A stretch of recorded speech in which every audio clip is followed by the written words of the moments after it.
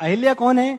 अहिल्या वो हैं जो गौतम ऋषि की पत्नी थी और जिनके साथ जबरदस्ती संबंध बनाए, एक से ज्यादा मर्द उनके साथ रहे। तारा कौन है? सुग्रीव की पत्नी, जिनको बाली उठा के ले गए और उन्होंने बाली के साथ अंगद को जन्म दिया। यहां भी एक से ज्यादा मर्द उनकी जिंदगी में रहे।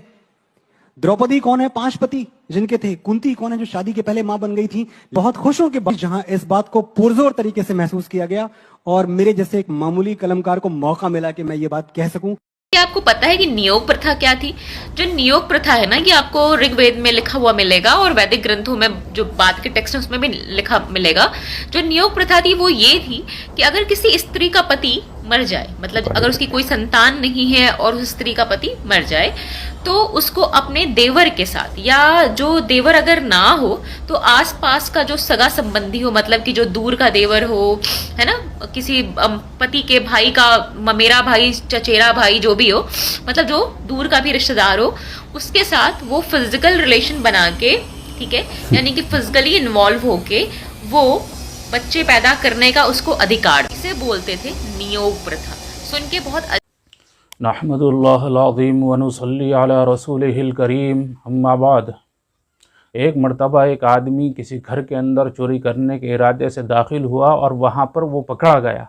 उसे चारों तरफ से लोगों ने घेर लिया और उसे मारने का इरादा किया। मारने से पहले किसी ने ये पूछ लिया कि तूने चोरी करने का इरादा क्यों किया?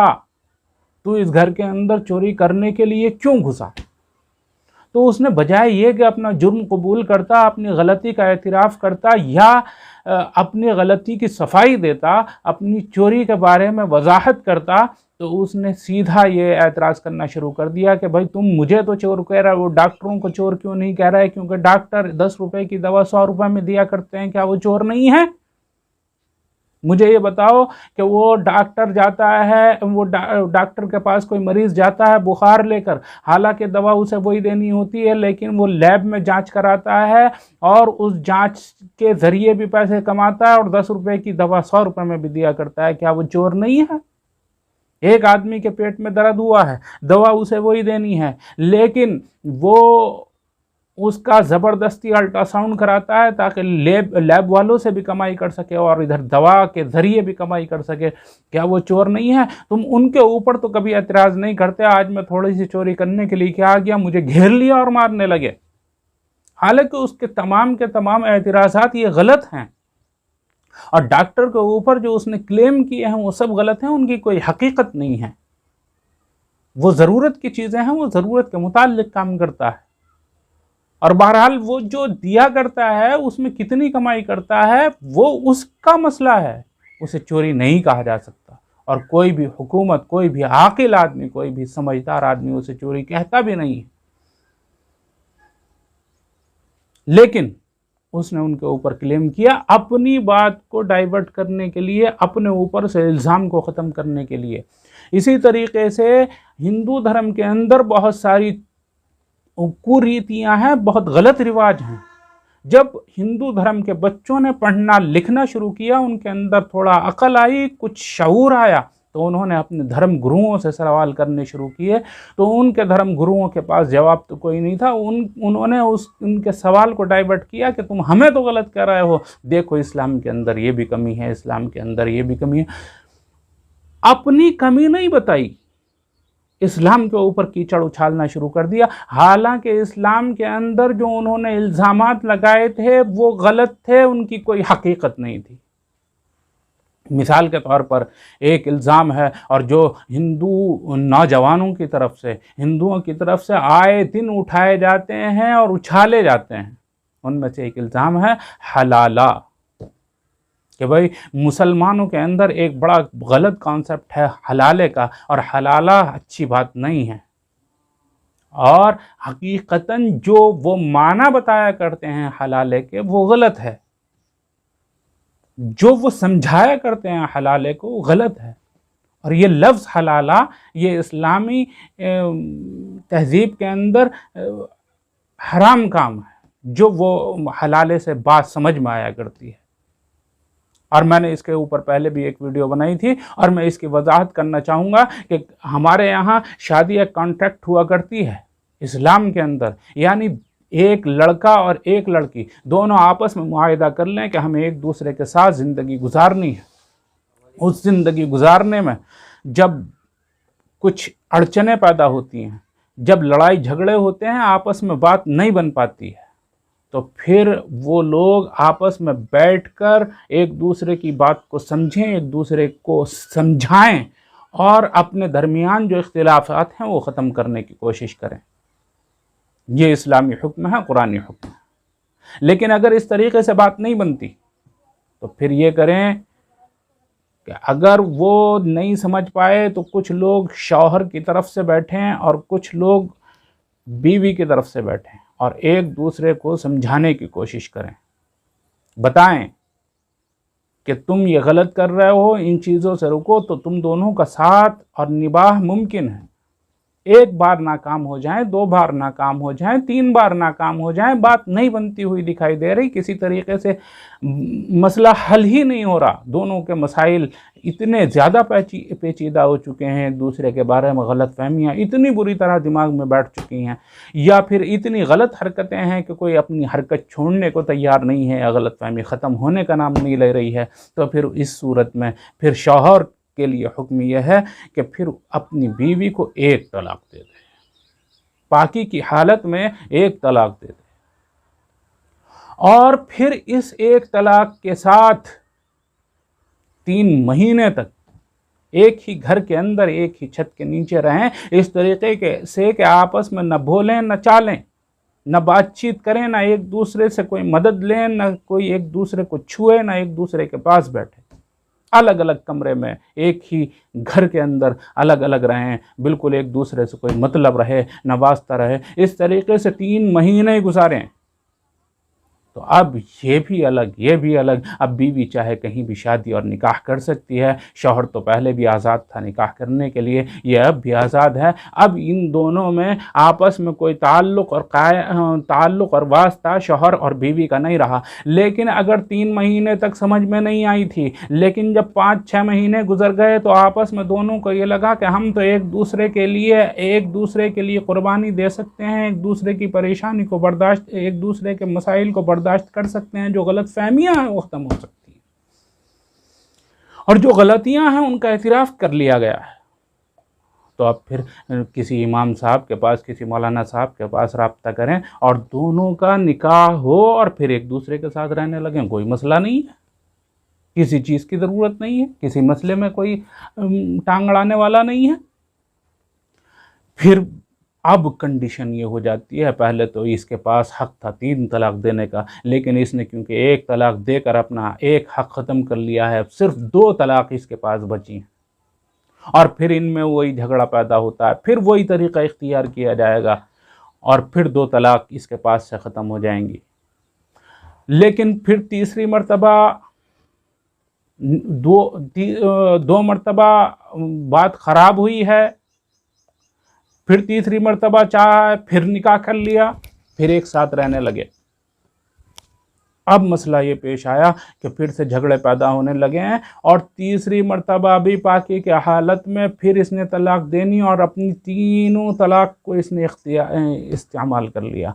अब इसके पास कोई चारा नहीं है, इसके पास कोई हक नहीं है दोबारा से उस औरत से निकाह करने का, दोबारा उससे राब्ता कायम करने का। अब ये एक दूसरे के लिए हमेशा के लिए हराम हो चुके हैं। यह है वो कॉन्सेप्ट। अब ये एक दूसरे के लिए हराम हो चुके हैं। अब ये 3 तलाक़ें 1 साल के अंदर दी जाएं, 3 महीने के अंदर अलग अलग पाकी की हालत में दी जाएं, या एक साथ स्टैंड गन चला दी जाए। 3 तलाक़ें अगर इसने दे दी हैं तो फिर ये एक दूसरे के लिए हमेशा के लिए हराम हो चुके हैं। अब इनका आपस में कोई ताल्लुक़ और वास्ता नहीं है। ये इसकी कदर नहीं करता था इस औरत की, इस वजह से अब इसका कोई इस पर हक़ नहीं है। अब ये कहीं भी निकाह करे, मगर इससे आपस में ये दोनों फिर से निकाह नहीं कर सकते। फिर उसकी सूरत क्या है? उसकी सूरत ये है कि ये कहीं और निकाह करे, वो कहीं और, शौहर निकाह करे न करे, लेकिन औरत कहीं और निकाह कर ले और अगर फिर कहीं दूसरी जगह गई, उसे पता चला कि पहला शौहर तो सिर्फ डांटता था या मारता भी है, पहला शौहर तो गालियां देता है, शराब पीकर भी आता है, यहाँ तो और ज़्यादा मसला पैदा हो गया, इससे अच्छा तो पहला शौहर था, मैं यहाँ पर ज़्यादा परेशान हूँ। तो फिर ये करे कि इससे भी तलाक ले ले। अब इसने इससे तलाक ली, उसने उसे तलाक दी, बाकी की हालत में, और 3 महीने इद्दत के गुजर गए, एक दूसरे से कोई ताल्लुक़ और राब्ता नहीं रहा। फिर अब इसके लिए हलाल है कि ये अपने पहले शौहर से निकाह करना चाहे तो पहले शौहर से निकाह कर ले, और दूसरे शौहर से निकाह करना चाहे तो दूसरे से कर ले, और किसी तीसरे आदमी से निकाह करना चाहे तो तीसरे आदमी से निकाह कर ले। ये आज़ाद है। लेकिन जब तक किसी और के निकाह में नहीं आ जाती, किसी और के साथ रहन सहन इख्तियार नहीं कर लेती है, तब तक पहले शौहर के लिए हलाल नहीं होती। हलाल जब ही होगी जब दूसरे शौहर से भी उसकी बात न बन पाए। ये इसलिए कि कदरदान अगर था तो तलाक नहीं देता। जब इसने कदर नहीं की, इसने इसके साथ बुरा सलूक किया, तो अब इसके लायक नहीं है, किसी अच्छे आदमी के पास जाए। और इत्तिफाक ये हुआ कि इसके साथ गलत फहमी का मामला हो गया था, वो ही अच्छा आदमी था, ये तो बुरा आदमी है, तो फिर पहले शौहर के पास जाने का इसको इख्तियार है, ज़रूरी नहीं है। बहरहाल अगर किसी ने एक साथ एक ही मजलिस में एक ही दिन में एक ही बार में 3 तलाक दे दी तो तलाक देने वाला गुनाहगार होगा, लेकिन तीनों तलाक हो जाएंगी। इसमें कोई शुबा नहीं है कि 3 तलाक एक साथ देने से 3 तलाक होती हैं या नहीं होती हैं। 3 तलाक एक साथ तब भी 3 तलाक होंगी, और अलग अलग मजलिस में देता है तब भी 3 तलाक होंगी। भाई 3 को एक नहीं कहा जा सकता। ये तो है हलाला, जिसके बारे में उल्टी सीधी अफवाहें उड़ाई गई, उल्टी सीधी बातें बनाई गई। लेकिन एक सवाल फिर हमारी तरफ से यह है कि ये मसला उठा कहाँ से है, ये हलाले की बात आई कहाँ से है? ये हर हिंदू नौजवान हलाला हलाला क्यों रटता फिर रहा है? मसला ये पेश आया था कि किसी आदमी, किसी औरत का शौहर मर गया, क्योंकि उनके यहाँ तलाक नहीं हुआ करती, या किसी औरत के यहाँ बच्चे नहीं पैदा हो रहे, तो फिर उसके लिए क्या हल है? तो उनके यहाँ हल ये होता है कि ये नियोग करे। और नियोग के बारे में जो हिंदू हैं वो अच्छी तरह समझते हैं कि ये फिर अपने देवर के साथ रहे या अपने जेठ के साथ रहे, उनके साथ ताल्लुकात बनाए और फिर उनके साथ ज़िंदगी बिताए और गुजारे, बग़ैर शादी के, बग़ैर फेरे लिए, बग़ैर किसी काम को किए। ये है नियोग। इस नियोग प्रथा के ख़िलाफ़ जब नौजवानों ने सवाल किए तो इनके धर्म गुरुओं ने उनको डाइवर्ट किया हलाले की तरफ, हालांकि हलाले का तो कोई वजूद ही नहीं था। अगर वजूद था तो वो इस कदर कि अब ये पहले शौहर के बाद तलाक के बाद 3 मरतबा तलाक देने के बाद, 3 मरतबा लफ्ज़ तलाक इस्तेमाल कर लेने के बाद अब ये पहले शौहर के लिए हराम है। हराम है जब तक हलाल नहीं हो सकती, जब तक ये दूसरे किसी शख्स से निकाह करके उसके साथ रहन सहन इख्तियार न कर ले, फिर दोबारा से उससे भी तलाक हो जाए, तब ये पहले शौहर के लिए हलाल होगी। ये था वो हलाला। हाँ, इसको पता नहीं क्या क्या अल्फाज और क्या क्या ताबीरात दी गई और फिर इस्लाम को बदनाम करने की एक कोशिश की गई। अरे अपना जवाब दो भाई, अपने बारे में बताओ कि वो जो तुमने प्रथा ख़त्म की है, क्या वो तुम्हारे धर्म का हिस्सा था कि जब कोई आदमी मर जाया करता था तो उसके साथ उसकी बीवी को भी जला दिया जाया करता था, यानी सती कर दिया जाया करता था? ये तुम्हारा धर्म था कि नहीं था? और अगर तुम्हारा धर्म था, गलत था कि सही था? अगर गलत था तो फिर धर्म की तुम्हारे कोई हकीकत नहीं रही, और अगर सही था तो फिर उसे ख़त्म करने की ज़रूरत क्यों पेश आई? इस्लाम की खूबी यह है कि जितने भी अहकामात हैं वो सब इलाही हैं, अल्लाह की तरफ से नाजिल करदा हैं, हम उसमें कोई तब्दीली नहीं कर सकते। और हमारा ये अक़ीदा है कि हमारे इस्लाम की जितने भी अहकामात हैं सब खूबियों से भरपूर हैं। इस इंसान उन खूबियों तक नहीं पहुँच सकता और उन खूबियों से भरपूर कोई नया हुक्म नहीं बना सकता।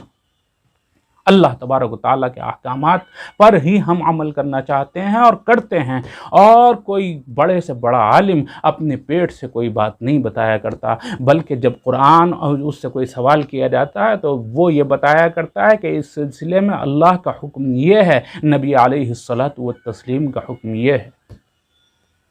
अल्लाह का हुक्म ही बताया जाता है, अपने पेट से कोई बात नहीं बताई जाती। और अल्लाह तबारक व तआला का जो भी हुक्म हुआ करता है उसको तब्दील और बदला नहीं जाया करता है, क्योंकि हमारा अकीदा यह है कि इस्लाम के अंदर कोई खामी और कमी है ही नहीं। बदले वो जो ये समझ ले कि हमारे धर्म के अंदर, हमारे अहकामात के अंदर कोई खामी है, कोई कमी है, कोई बुराई है।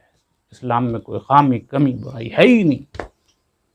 बहरहाल ये मैंने अर्ज़ किया कि हलाले की हकीकत क्या है, और मैंने ये अर्ज़ किया कि हलाले का जो ये मसला उछाला जाया करता है हिंदू नौजवानों की तरफ से, उसकी वजह क्या है। वमा अलैना इल्लल बलाग।